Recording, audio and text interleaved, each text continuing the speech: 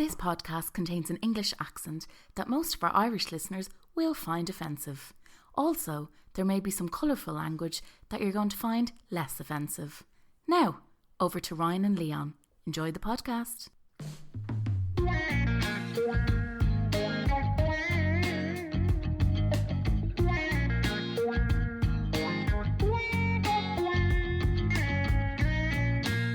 Ask yourself, do you think human creativity matters?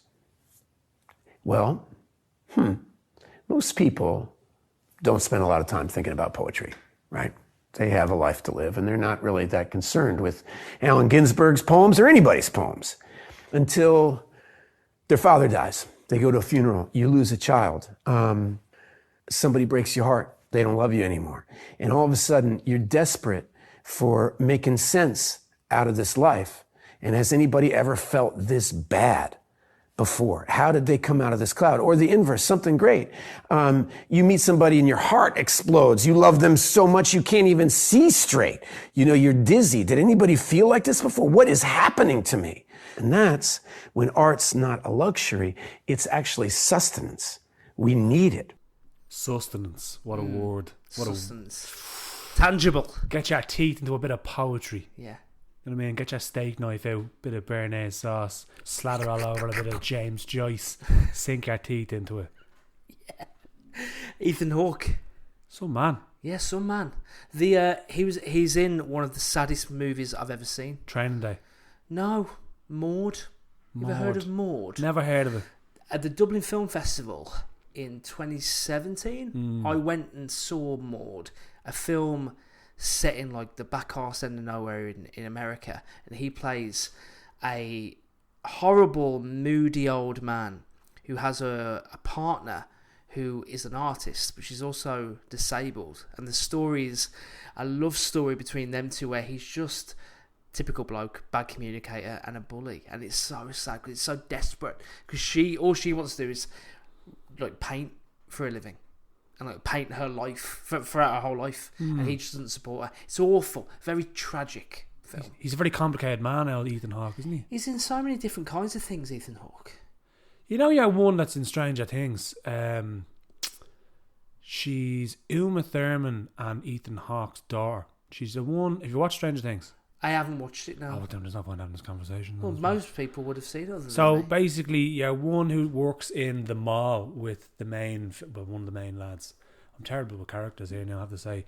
If you just check the credits, one of them says Thurman. She's the image of Uma Thurman anyway, but that's Ethan Hawke and Uma Thurman's daughter. Oh, wow. She's the one that turns out to be a lesbian. Okay. Just to narrow it down a bit. Yeah. There you go. Is it not kids though, Stranger Things? Am I losing like? Oh no, Jesus Christ, no. I don't know. Kids watch it, but you're like, I wouldn't let my children. I thought it was watch about a couple of kids that watch it's about telly kids, and but it's stuff very, very violent. Oh, I didn't know that. Very, very violent. Unreal. Yeah. I have people chopped in half and arms ripped off and all of that. And then there's children walking around with little bags going to school with it. And like, maybe I'm thinking of It. That's even worse. What are you I don't even know. I just know Stranger Things has kids in it. Like all those children, that can still be awful even if it concludes. It's not a That's children's show. But anyway, right. So what he was saying there is actually very deep, though, I have to say. Yeah. No, for sure. For the everyday man, poetry is invisible to them until they need to say a few words. I think it's Bernard Shaw is the most quoted. It's Bernard Shaw or Seamus Heaney that's the most quoted for like funerals and weddings in Ireland. People use their work the most because it's, you know, well, I suppose Seamus Heaney, obviously we know it's the most applicable to the everyman. It's written about the everyman and stuff like that. So, but like people tend to, in everyday life, it's not part of their, what are we going to say, their landscape, I suppose, their periphery. It's not in their periphery until something extreme happens, either good or bad. Yeah. Have you read a poem at a funeral? I've read my own poems. Yeah, same. Yeah. Did recently, actually. Really? Read my own poem at my nan's funeral. That's lovely. Yeah. Funny enough, I was going through poems earlier that I have a collection. You know, I've just notes on my phone of all the poems that I've written, and I actually read the poem that I read at my own nanny's funeral today. Huh. Strange coincidence. That's a very strange coincidence. Very strange coincidence. But yeah, it was that was one of the first ones. But then, kind of as people in my family, if anyone has passed away or whatever it is, then I've written a few poems now for people in my family. Commemorating, yeah. Yeah, it's a nice little kind of, and I wouldn't try wrap up their entire life in a poem. I just like little things about them. Focus on one thing, that. Yeah, mine was very like, because my nan wouldn't like a fuss being made out of her anyway, so it wasn't like a. And also when you go to a Protestant funeral, it's very Goddy and Jesus-y.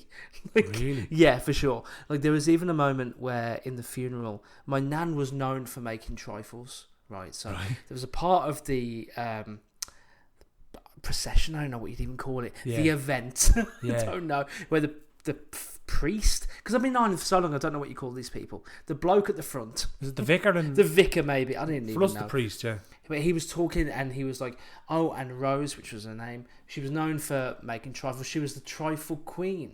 And then I was like, oh, that's very nice. But then he went straight into, and you know what that reminds me of?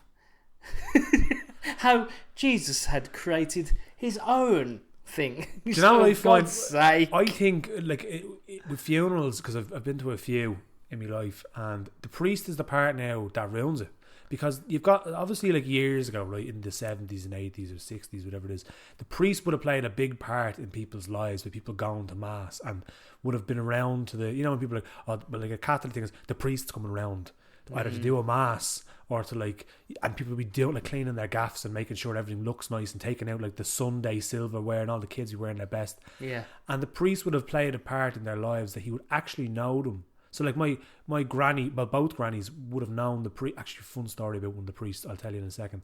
But the priest would have played an active part in my grandparents' lives, so they would have known them. Yes. So like they would know funny anecdotes or what they were as a person. So when the priest knows the person, it's fitting, because they know that person, and they know what to say, and they know the family and all that. But then you have like younger people that have passed away that don't go to mass. The priest doesn't know who they're, and I think that's what you mean. It's like the Queen of Trifles. And then he's like, how do we fill this? What do I follow on with? How do I bridge the gap? Stick a bit of Jesus in there. Yeah. Right? It's funny you say that, because like the priest went to visit my mom the week leading up to the funeral for like that notepad and chat, because obviously they don't know, they're not part of the community, are they, anymore? Yeah. But then the priest can, like in the funeral that for my nan, he took a big risk because I could tell when he wasn't being truthful. He was like, oh, and Rose worked at the newsagents for a very long time when she was a young woman. And actually, no, now I think of it, I do remember getting my newspaper from Rose on several occasions. And then the whole room are going, don't do this. Yeah. Why you don't pretend just to be don't do it. Yeah. Like, this isn't stand up. You don't need to get on with this. Just cut the lies. Religion's the bigger lie anyway. Yeah, exactly. Don't need another one. Here's a funny story about the priest that knew me granny and granddad on my dad's side, right? So my granddad used to go drinking with the priest, and the priest had to stop hanging around with my granddad because he used to get too drunk, right? So at one point they were in the pub together, and one of the lads is driving, right? Yeah. One of the old lads is like, look, I'll give you a lift home. So my granddad gets into the passenger seat, man gets into the driving seat, and they're like, what are you doing, father? And he's like, hang on a second, I'm just looking for the back door of the car. And they're like, it's a fucking two-door. Oh, God. The two-door car. He's looking for the bastard. So we had to stop hanging around with my granddad because he was getting too bladdered. Oh, my life. 5 and drive, isn't that the rule? Oh, Jesus. In some parts of the country. Right, into the poetry. We might as well get a bit of we've got a big poems. episode today. We've got some lovely poems. We've got listener poems from people that have been kind enough to send us a few beauties. We're going to have a little chat about, we had an agony on, and thank you so much to everyone who got back in touch with us. We shared a little story on our Instagram saying, listen, we don't feel qualified to help here, but we'd love some help, and we got loads of responses. So thank you so much to Katie Moyner, Jenny Fagan, Nicola Clare, who all had sent us poems for the agony on. So we really appreciate it. And all those poems, we can't wait to share them at some point. So they're in the back pocket. Yeah. But I wanted to kick things off with a really funny one, a really fun poem. And I had seen Georgie Jones on Instagram do something similar to the poem that we're going to share today. And the poem that I saw was like her ode. She does these odes, doesn't she? Yeah. English poet, I think from like Lincolnshire area. And she does these odes. And they're usually like odes to something of modern life. And this one that I saw, before you sent me the one that you liked, was an ode to the women's changing room. Oh, right. And like I think it even starts with like, I have a confession to make. I've been staring at the girls in the women's changing rooms. And it's lovely because it's about like the vulnerability of women and the camaraderie and like getting together. And then put that on Rocket Fuel is the poem that you sent me, which is the ode to the women's bathroom. That was sent to me by somebody else, like a poet, Suzanne Me, and she passed it on to me, and she was like, look at this, and now she's my poem correspondent. I've said to her, she sends me the good stuff and I listen to it, and I was like, well, we rely on other people, we don't know it all. Do you know what I mean? Great poem though. Takes an army to move a movement of poems, you know what I mean? Yeah. So we'll share this with you. So this is a poem by Georgie Jones, and it is Ode to the Women's Bathroom. This one is for the women whose names I never knew, but befriended somewhere between the queue and the cubicles. I think of you often. It's for the sovereigns of that sacred space, where compliments fly past freshly hairsprayed hair like paper aeroplanes, and cloistered stories float on whiskey-soaked breath, where wisdom is dropped in pockets as we zip up each other's dresses, dry in tears and wiping sick. Nobody leaves this place a mess. Where lipsticks are plucked from bras and swapped for lash glue, a salon that blooms between sinks, where cubicles become confession booths, 6 to a stall and 7 gins in. Turns out you're quite philosophical. You can't breathe for adulation, confidence, praise and admiration. I have genuinely left the ladies' loos, the admin of a new WhatsApp group chat, with a maid of honour and a promise that someone's firstborn will be named after me. This is therapy. Drunken shoulders to cry on, glossed lips offering unsolicited love life advice. It's a quick zhuzh followed by aggressive compliments. Welcome to the validation station, where we guarantee you will leave with twice the vigour and triple the self-esteem. Not before you are ushered into a photo shoot in the corner. We're talking full production. Someone's holding on the hand dryer as our makeshift wind machine, and we wake up tomorrow to might as well be double page spreads. Blurry photos, banging heads of the ones we can't quite remember, but we are so glad we met.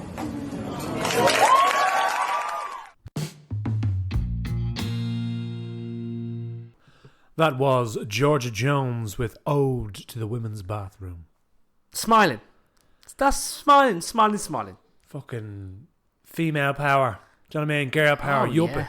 Unreal. She's got such a good way of telling a story with a poem. She's not like, even the bit when she kind of had that line where it said, this is therapy. So it's like, you're watching her on these videos. I'd love to see her live at some points. Yeah, definitely. And you probably forget you're at a spoken word event, because you just listen to this woman tell you a story, and then, oh no, hang on, there's more to it here. There's rhyming. She's taking you on that journey, but she just, it's almost as if like you're at a brunch.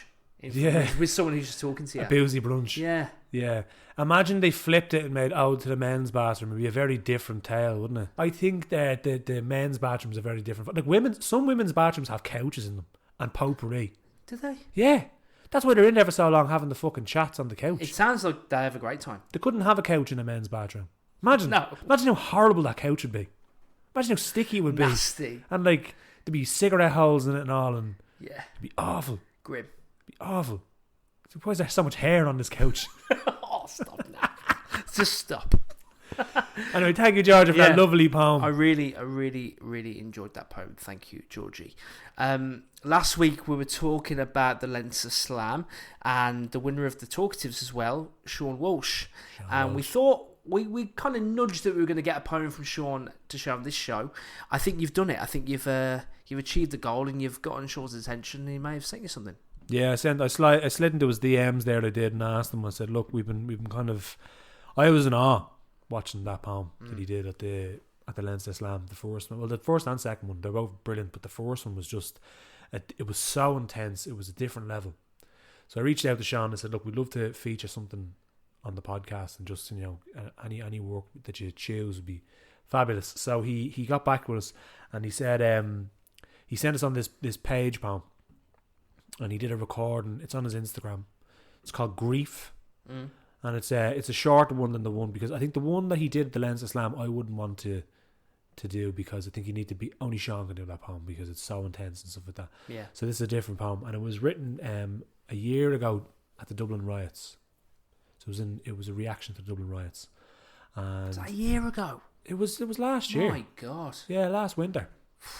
So you think Time about it. fly. Yeah. So it's called Grief by Sean Walsh. The logic of human destiny. Who do we decide to leave behind when the oppressed take the form of fundamentalists? Violence begets violence, but oppression begets the capable that will challenge the God that failed you. Power diminishes pathetically when grief is subject to apathy. We'll see bitterness repeatedly fund a mentality through terminal fatigue. Above all else, bring peace to those who grieve the fundamentals.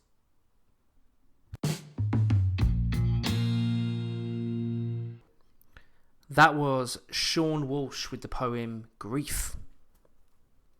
Yeah, I remember, I had an interesting conversation with someone at work about that whole Kulak thing and all those rights, because like, I've got sympathy for people that feel disenfranchised in rougher areas of Dublin, because I come from an area that's quite disenfranchised in Wolverhampton, but there's no excuse for bigotry and racism and destruction of the city. There's excuses for feeling ignored and being frustrated and kind of communicating that in certain ways, but you can't smash up a LUAS.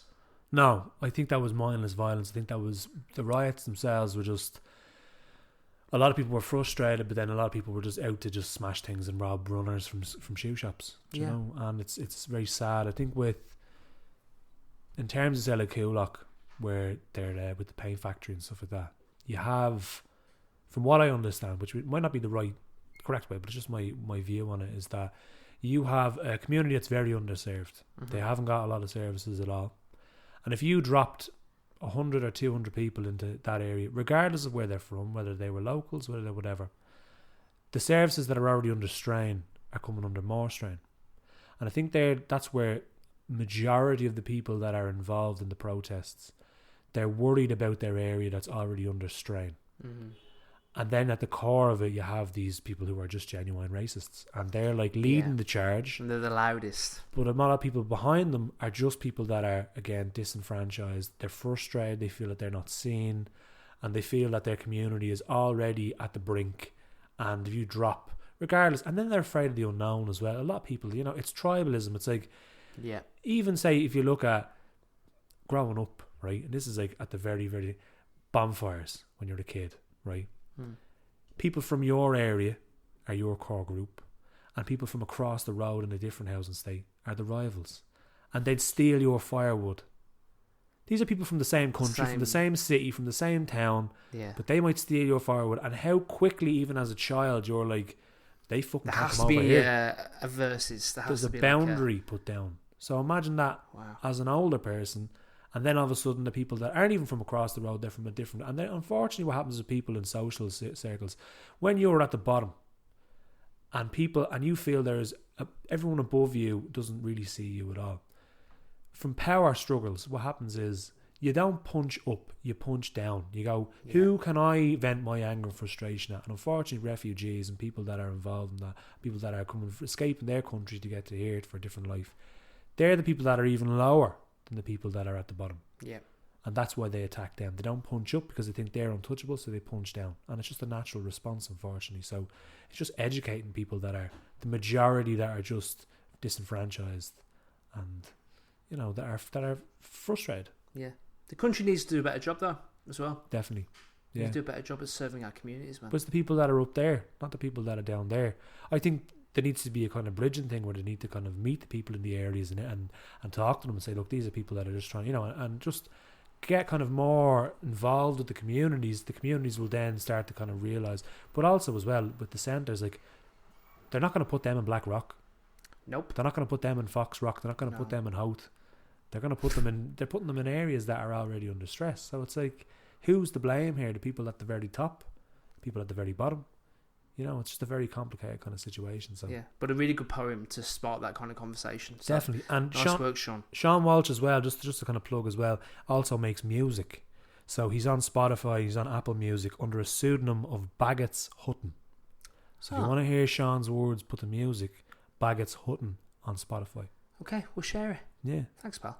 No bother. We got an email from a listener a couple of weeks ago, right? From a guy called Muiris, Cloherty. Ooh. And the email was lovely, and he's been writing poetry, and he really wanted to. I don't know why, but he wanted our advice. So I don't know why he'd ask us. Yeah, us. But I appreciated him seeing us as a bit of a. You know, it's great that people see us that way. Like we just readers and talkers and writers. But like, you know, it was great that he kind of saw us as something that as people that we should be using as a soundboard of, maybe. So he sent us a couple of poems, and I've been keeping these in the back pocket for a couple of weeks actually. And I was really interested and keen to share you one of these poems. Lovely. But yeah, Muiris, thank you so much for your support. He's also one of our Patreon subscribers, and he's going to be joining the read along. We'll talk about that a bit later on the show. And actually, I'm reading the email here. The last line of the email that he sent was, "Keep fighting the good fight, lads." And you know what I love about this? This guy's 20. Really? Yeah.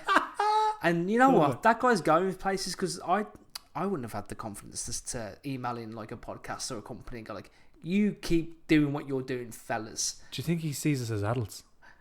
Well, that's scary. Do you think he looks at us and goes, "They're adults"? But I think he thinks he's an adult as well. That's what I get from that. I like that. Yeah. Got a lot about him, this fella. I don't see myself as an adult. No? I'm still thinking like when I grow up. You grow up. Yeah, I don't know. Oh, we are now. You have to just commit. You are an adult now. Maybe. We talked about last week about aging and stuff, didn't we? A little bit. Yeah. So Muiris, Muiris Cloherty, who's got a few more years ahead yeah. than we do. He's not getting on like us. No, we're not quite past it, but we're getting there. This is a poem by Muiris Cloherty, and it's called "The Daylight Atheist." Tonight, at last, you'll find your proof. So strangle light and flame the wick, and let dark come to sight and sound, and air grow thick now with belief. Descending now by candlelight as fog comes from a midnight cloud, the night itself becomes pagan as the chill stabs from underground. You know reason has maddened all, the wall of numbers quickly cracks, but as the shadows start to call, what snarling beast lurks in the back? The stories warn of tempting fate, a woman reaching from the glass, the great unknown, the darker space, the bleeding, certain metal cross. It may just be a trick of light, run back to reason's feeble arms, but when you think you know it all, go sleepless in an empty house.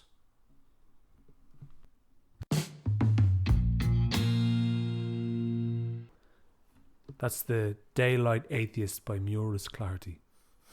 That fella's fucking 20. 20 years old. Oh, fuck's sake. Do you know who's like that, actually? Do you know Student? I've not seen him in so long. And Sticky Rhino. They're 19 and 20. Well, they're obviously older now. But when I first saw them, they're about 19 and 20. And like spitting bars of really deep lyrics. I wasn't doing that when I was 19. Oh, God, no. Just fucking playing PlayStation and doing fuck all and trying to get girls to fall in love with me, which wasn't very successful at all. Very, very unsuccessful actually at that time. Yeah. I was distracted by that. How do you get that level of foresight and like Wisdom at that age?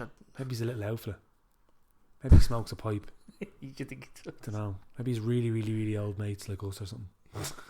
I'm sorry. I was just taken aback. I said Brilliant. to him in the emails like, the other poems were good, but this one, just the confidence as well. Like, you know, when When you read a poem from someone who's maybe new to poetry, you kind of can see the uncertainty. Maybe there's a line there that is saying not what he wants to say. Yeah. But that one there is giving you everything that you need to make the decision on how to feel from the words. Like everything's punching you. It's kind of spooky as well. Like he's using the kind of unreal like beasts and stuff as if it's almost like werewolf kind of foggy nights and stuff like that. Like you think, there's a bit of danger elements, kind of haunted, empty house, and stuff like that. So like it's brilliant, really, really, really good. Like timed well as well. We're going well. into the shorter days and the longer nights. That's it, yeah. And it's very, very good. I'm actually like when you said 20, I was like, okay, we'll see, but yeah, fucking hell, well done. No, if you have a poem, if you're 20 years old, about how you're getting on playing FIFA, love to hear that as well. I don't think I wasn't even writing poems when I was 19, 20. I was writing stuff though. I was writing bits and pieces. Yeah. Studied journalism at uni, so like you'd have to. Yeah. If I wasn't, I wouldn't have got through the course. Yeah. No, I was right. I was doing things at that age. I was doing animation in college, so I was writing. Oh, yeah. I wrote a horror story when I was in doing animation. We had a film module, so hence why I went off and did English and film in college. But we had a film module, and I had to write like for Halloween. I had to write a horror story, and I wrote one. Do you remember what it was called? I don't remember what it was called, but I remember the lecturer called me up and going, "Did you actually write this?" Nice. And I was like, "Yeah." And she was like, "Oh," and then she kind of looked at me a bit different because she thought like.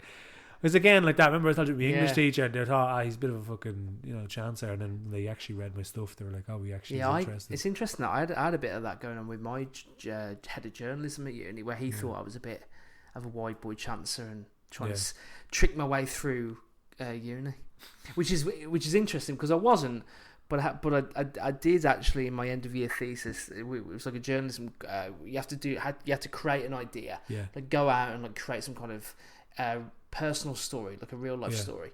And mine was, I was going to go and interview a big issue salesman who was quite a well-known personality in Stoke-on-Trent, where I went to university. So I got this idea. So, right, I'll go into town, I'll take my camera, and I'll go to this guy and I'll go like, you know what? I'd love to have a chat with you for a feature that I'm working on. If I can take you to McDonald's for a cup of tea and a bit of food, would you be willing to have a chat? And in my mind he'd say yes, and I'd have this conversation. It would create a great feature. So I created the feature, but I never really spoke to the guy. I just made it all up. I never did it. That's something you'd read in the big issue. I just lied, made up the interview, made up the guy's name, made up my internal struggle of the fear of going to speak to him and how it was in McDonald's. All this was a fabrication. None of it was true. That's what I was doing at 20. I had such lack of faith in the world. I was lying. Fucking hell. No. Did you get a good grade? No. No. I got through though. You got through. That's the main thing. You know what I mean? I got a decent grade. Sorry. The creative writing side was a bit better, but the problem with the creative writing side of the course is just the lecturers are just like former, like I don't know, they had one book published in like 15 years before and they're just frustrated. I just felt like they were at me. That's like really hard to impress people. I was doing animation and I left a year and a half in my second year. I left halfway through it because I went to the show Community. Yeah, great show. You know the way all the teachers are like jaded. Because again, like that, they wanted to be something and then they weren't. There was a lot of them. Now, some of them weren't, but a lot of them were like that. And like even the course coordinator had checked out. And I remember one time having a conversation with a mate of mine. So it was great in the sense that I was with a load of creative people and we were having chats and we were trying to go over like what would be a good idea for animation. And I loved writing down ideas for plots and stuff like that, rather than the animation side of the computers, especially. I couldn't fucking do. I just wasn't computer literate enough. But I really liked the whole coming up with ideas. So me and one of the lads are brainstorming and we're chatting about this, and the course coordinator comes up and is like, "So what are you doing?" I was like, "Well, we're just brainstorming this idea. We've got this really good idea for like a short. I think it'd be really good." And he goes, "Yeah, so in animation." I was like, "Yeah." He's like, "You'll probably never ever work on your own stuff." And then just walked away. And I was just like, "Well, that's me finished. I'll see you all later. I'm off." I literally quit that day. I was like, Did you quit that day? I quit that day. I was like, that's me done. See you later. I'm not doing this anymore. There's a lot of responsibility on these people that are teaching, but Yeah. they've got to know their words mean They have an impact. everything. Yeah. They mean everything. And then, like, I went to UCD in my late 20s, and it was completely different because these were people that were writing academic papers, had written books, are still active and contributing what they wanted to do and all of that. So, like, they were a bit more on the ball. On the ball. The lights in their eyes hadn't gone out just yet. Yeah. So, it was a bit more refreshing. But, yeah, it's mad how things I have think an most impact on you. people listening to this may have had an experience like that. Yeah. With a school teacher or whenever the leaving cert comes around, you always get people like in their 30s and 40s going, you don't even need that because look at me and all that stuff. But Yeah. I'm sure everyone has that. I can even think now of like times where my lecturers have pushed me back. So maybe it's just part and parcel of the game, unfortunately. Just if you're in charge of young people, don't let them know how much you've given up. Yeah. Keep up the illusion until afterwards and tell your mates in the pub. As Muiris told us, keep fighting the good fight. We have another poem from a contributor Who is it? who is also a Patreon subscriber. Ah, very good, yeah. Joao Coimbra. Coimbra. Joao. Joao Coimbra. Fabulous poem. He sent it in. And I want to read it out to you. Joao put a lot of work into this poem, and I can't wait to read it out. Good. For you and for our listeners. All right. This is called Good and Empty by Joao Coimbra. Let us be good and empty, to allow something to fill us, anything. Enough to shake from our hearts the tar and sweat, the ones that cling and do not go.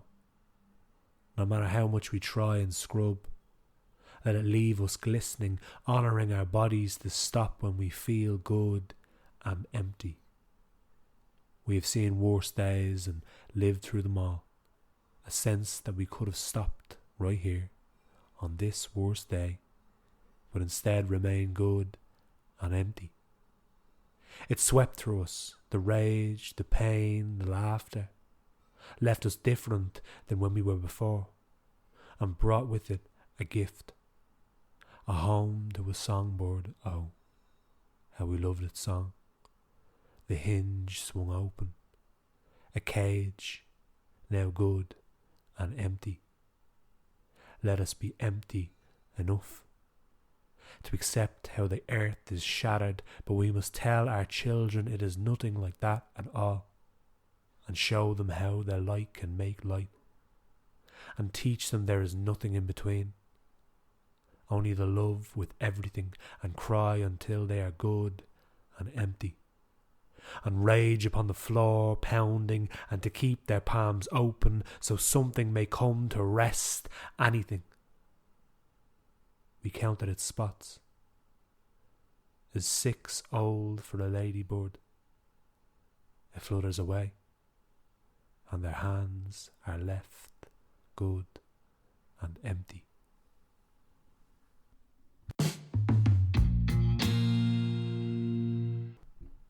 That was Joao Coimbra with the poem Good and Empty. And actually, in the email that he sent over, it was inspired by a poem by Rumi that we'll have to cover at some point. I don't know anything about Rumi. Rumi, is it Rumi? R-U-M-I, the philosopher. Yeah. Oh, yeah. We haven't really spoken about that person's work before. I don't know anything about Rumi. So he's like an ancient philosopher, and there's loads of kind of... I always see on TikTok poems, short bits from just with the word Rumi. I never really know who it is. So we'll deep dive into Rumi at some point. But there's a poem that Rumi does called The Guest House, which inspired Joao to write that poem. Yeah. And he has his debut collection that was out just last week. So we will share a bit about that collection on the Instagram and the TikTok. And if you want to follow Joao, he goes on Instagram as Joao Writes. But again, go on Instagram and he'll be there. Yeah. Fabulous poem. Led lovely from the conversation. It was almost like we know what we're doing here because we led into that poem with that teacher's conversation. We're stumbling our way through. It's almost as if we have a clue what we're at. Yeah. We're doing well. With a couple of chances. What a poem. And Joao actually exists. Ryan didn't make him up and put it into his thesis. No, he does actually exist, yeah. Brilliant though, I love it. And I think it did blend so seamlessly into the conversation there. It's a bit mad. But like the poem, I love the repetition of good and empty. And how it can be bad and then it can be good. You know, cry until you're good and empty. Like get that emotion out of you. And then there's obviously being good and empty as if it's a negative thing. But I like how he flipped it kind of in the middle. That good and empty can be actually good if you get rid of, in a healthy way, get rid of your emotion. Like if you've got that anger or frustration, get it out. Yeah. It's almost if like, you know what it's like when you know, running, let's say, or even performing, that level of euphoria when you've finished a thing, when you've done the thing. It's almost if like the pleasure of doing stuff creatively, whatever it is you're working on, is the process and how it feels like when you've done it. Yeah. It's almost like doing it is the labour. Do you know what I mean? Yeah. So like doing it is the actual struggle, and then the feeling of euphoria when you know it's doing, like, that's what life's about, and then the struggle of working on what you're sharing. It could like even the working out to the run, let's say, or whatever. I think even the build up is worse than the actual run itself. It's thinking about this is gonna be sore, this is gonna be doing whatever, and you're kind of trying to think, you know, go over what the course is gonna be like or whatever, or even just what you have to do. I have to get up at fucking 6:30 tomorrow. I have to do this, I have to do that, and you're building it up in your head. And when you actually get there and you get to the start line, you start running, you're like, oh, this is actually okay. And I think that with a creative project as well, you're like, oh, this is gonna be fucking take a lot of my mental energy, and I'm gonna have to do it yourself. Like when you're writing something, you know, I spend more time thinking about things than I do about actually writing things. Yeah, I do as well. You know. So, the agony aunt. The agony aunt. We have outsourced. We called in for reinforcements, essentially. We've called the Navy SEALs of agony ants in for this week. It is, and I guess our own agony aunt was very interested in getting involved, but we kind of felt like our influence, because we spent so much time with her. Yeah, we do. She's half me, half you, and half her. Yeah, she's. So it doesn't. You know what I mean? So it made sense halves. Exactly. And she's obviously barren. So there's no, we couldn't really bring her in. She's for a this. spinster. She's a spinster. She's a banshee. She's got a fucking Pat Butcher coat on.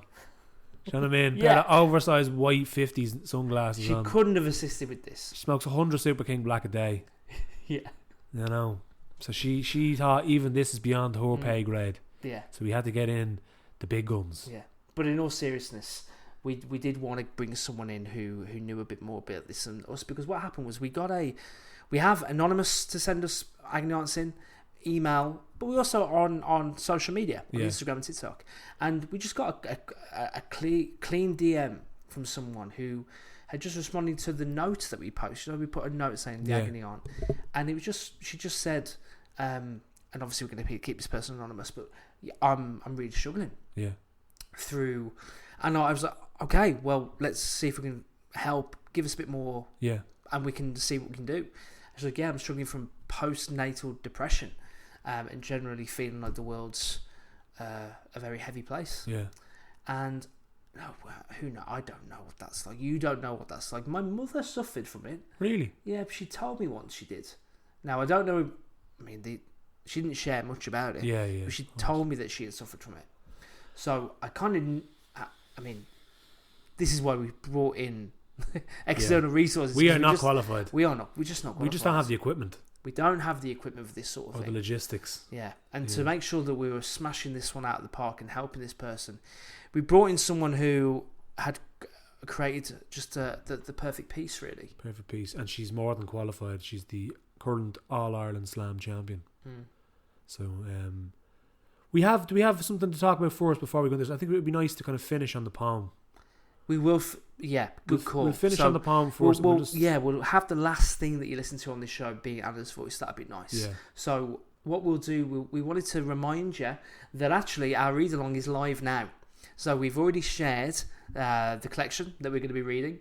Yeah. And our Patreon subscribers have that title in their hands. Bonus content. And we're going to be... Essentially what's happening is we've got a Patreon exclusive read-along, which will include a monthly exclusive podcast from us, which will include voice notes and feedback from the listeners. We want to hear from our subscribers. We'd love to hear from you. So if you're part of that read along and you have a thought, you have a favourite poem, let us know. We'll share 1 or 2 poems ourselves from the collection, and we're going to do it every month. It'd be a great way to keep the pressure on when it comes to your reading, because I say I've been dropping, like I'm still reading, but I want to pick it up again. Definitely. You can never read enough. No, you can't read enough. So what we're going to do is we're going to pick a poetry collection, and we want you to read it along with us. And then we're going to have a monthly bonus episode that's only available exclusively to our Patreon subscribers, and it'll be us kind of having a chat about the as I said in our last episode. If you want to get involved, if you want to even appear like you read poetry, and you want to seem a bit more cultural to your mates, just fucking all you have to do is subscribe. £3. You get to listen to our podcast, and you can, like Ryan, you can just make up the whole story that I was reading this fabulous piece of collection of poetry. I shouldn't have shared that. I think I'll get break it down. My degree's going to be rescinded. So if you want to do it's that, too fucking late anyway. It's too late. It's gone past the fucking time. Yeah, it's already solidified. My photo's already on my mum's wall. That's it. You can't take that photo down and break his man's heart. No. So yeah, if you want to get involved with our read along, subscribe to the Patreon. We'll have a lot more details there. You can slide into our DMs. You can send us a voice note. You can be involved if you want. If you want to just send us a DM, we can read out your thoughts. If you're too shy to send us on a voice note, or if you want to be featured on our exclusive podcast for the other subscribers to hear you, then also you can be part of it with your voice note. We'll include you in the episode. But again, like that, it's just bonus content exclusive for our Patreon subscribers. £3. It's the price of one Freddo bar now, I think. Freddo's... yeah, it's not even half a pint. It's not even half a pint. It's not even half a pint. It's like £4 now. Fucking, I paid $6.90 for the pint of Guinness the other day. Where? Fucking, am I allowed to name the bar? Name tell me, Shinay. $6.90 for the Guinness. Oh yeah, $6.90. Great. Thanks for that, Shinay. I'm not getting sued by Shinay. But the problem is, it's in the artistic place. It's got to be cheaper. Artists have no fucking money. No risking. With that, we want to leave you with the wonderful words from Anna Doran, Anna D, the current All-Ireland Poetry Slam champion. And she has this wonderful poem called Matrescence. And we're going to finish with her words. So we'll finish the podcast. But before we do so, Leon, thanks for your time. We're actually heading off now to get interviewed by Last Minute Crack, would you believe? So look out for that. We'll share that on the socials when we do it. Always a pleasure, never a chore, Ryan, baby. See you lads later on. Enjoy the poem. Matrescence. First one ripped right through me. Tore through my identity. Made a wound of me. Giant gash going top to soul. I bled out slow. Bleeding out all that made me up of who I was. Dancing, singing, tunes and sessions. Positivity and passions. Connection to a higher power, and all of those colours just sucked out of me. Left but a puddle. Muddy. Murky. Milky. Spilling through the day, every shade of white turned grey, just blended into the matted spot on the rug beneath my feet. As I sat, cradling her and a cup of stale tea, staring at TV, vulnerable as she, but no one's cradling me. I turned stone cold. I couldn't ask for help, couldn't be that bold. No desire to sing now, no stories told. No songs or visions did unfold, no opening or connecting to anything but this perfect thing that I had to be perfect for. No less. Oh, shh. Oh, no more. And then perfection, the ruination of me, running round on zero sleep, longing for warmth but wouldn't let him touch me, so cut off, yet so in need. And he so isolated too, in need of Z's, catching so few, getting no empathy from you. What else could happen? Attack to defend. New game that won't end. Call of Duty, emotional warfare, parental despair. I thought we did prepare. I don't remember any of this in the fucking antenatals, do you? Yeah, right you do. Oh, I'm glad I hit a wall instead of him. But now the swelling and the broken skin, it shows the world I'm struggling. Just for them to respond, but it's all worth it though. Yeah, I know. Sweet mandated joy for sweet girl or boy. None of that bitter raw and realness, pleasey. You're making us feel uneasy. Bird story making us queasy. Save that for your partner, yeah? Hard to know where to start there. And yet, we sorted it out by some grace from above. Couples counsel in, a couple nights of love, but took a couple of years and doing a couple of yokes for me to see that bloke as who he was again, though. So don't be afraid if it's super slow for all your shit to go back into place. You are not a failure. Your love is not a disgrace. You're just becoming parents. And society didn't set you up well for it. Left adrift, emotionally unsupported, financial death's door. It can be suffocating. Insta pressure, sticks there, and there's work and childcare and unsolicited comments that make you feel shit just because you're not doing it how they done it. But look, you live and you learn, though you're broken to bits. And those cuddles and loves drag you back from the pits. You've a fuck ton of worries, a shit ton of to-dos, all the while trying to claw back those pieces of you. But that wound, it's gonna heal, mama. 'Cause your strength is unreal, mama. So set clear boundaries and rest. And don't sell yourself short. But if you're not yourself, please get some support. You will never be the same again. Not truly. But you will piece back together like a work of kintsugi. Until one day, not so grey. As you notice, the colour has gradually seeped back in.